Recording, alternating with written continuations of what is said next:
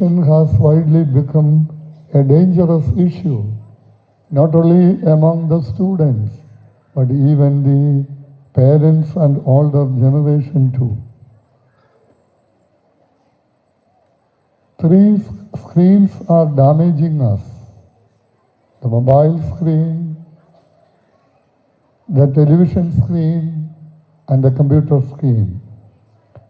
In many of the developed hospitals, net addiction, they have started a special treatment for people who are affected with this net addiction, irrespective of age and education. How far junk food is dangerous or injurious to health?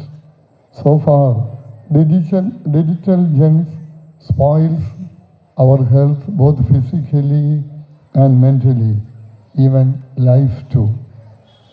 Couple of months back, when I visited a parish of mine, a husband and wife brought their only son to me, a 9th grade student.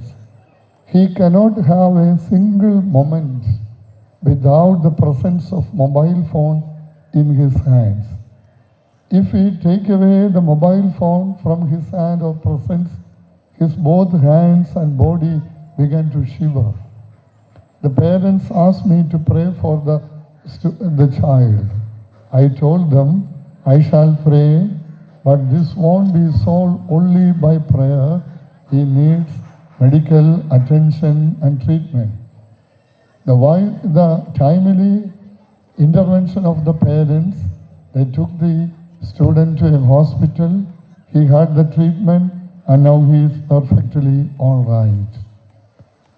This is a typical example which I bring to your attention, how far it is injurious to our health, not only mentally but physically too.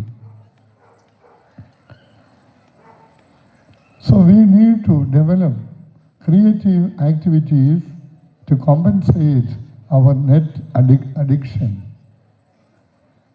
I could visit two Augustus educational institution in Kerala, the place where I reside, 3 junior colleges.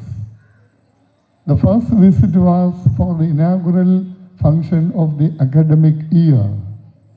The second was in connection with a seminar. And the third one was to address the people, the students, about the current issues. I just started on 3 occasions and at 3 schools, the junior colleges. I started my humble words with a question. How many of you have read today's newspaper? For the first case, 350 students with their parents were ready to hear me. The second, nearly 500 students. And the third one was also in such a manner. I tell you frankly and sincerely that there was not even a single person who raised his or her hand that he or she has read the newspaper of that day. We need to develop creative activities of which reading must be and should be the first one, because it expands our thinking horizons. And we need to start gardening. Students, please make it a part of your life, gardening, because we are going to learn a lot of lessons like patience, tolerance, and caring and bringing up a life. It is very essential. Nowadays, it is very difficult to have patience and tolerance, not only among the growing generation, even in grown generation too. And other sports and games, which are very helpful for our physical and mental health.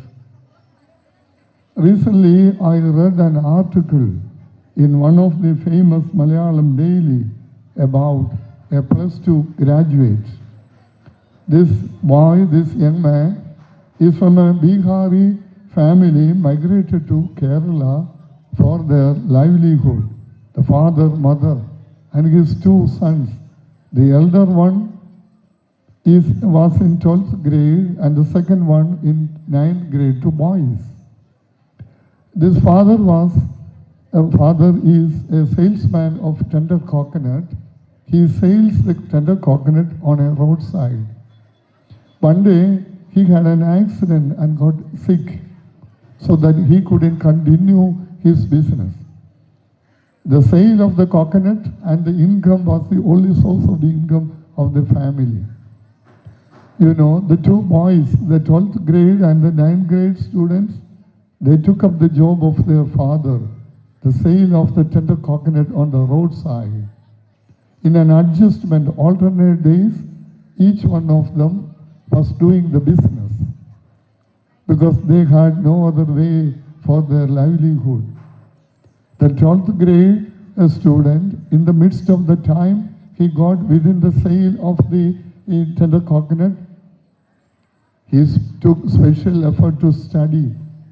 Even at night time, he went to his friend's house and note down the notes from their notebook. And meritoriously, he graduated the 12th grade. The district collector of that particular district visited him and gave him a good prize.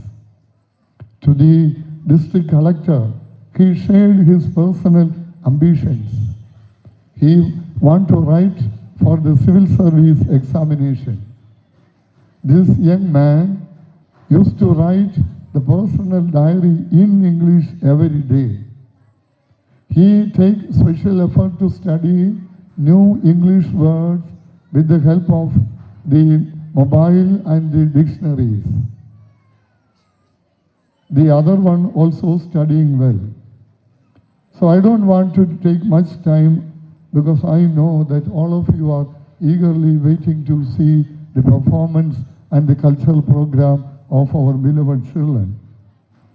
Any address to the students and parents cannot be concluded with the precious words of Dr. APJ Abdul Kalam, who said once, to succeed in your mission, you must have single-minded devotion to your goal. As far as I know, dear students and respected parents, hard work is a single-minded devotion to achieve higher goals. To provide quality education was the only motto behind the mind of the founding fathers to start this auspicious educational institution, St. George Junior College. Before concluding my humble words, I would like to express a word of appreciation to the principal, the vice principal, the teachers, and everybody who worked behind in bringing out good results every year. Keep it up, and may God bless you all, and thank you.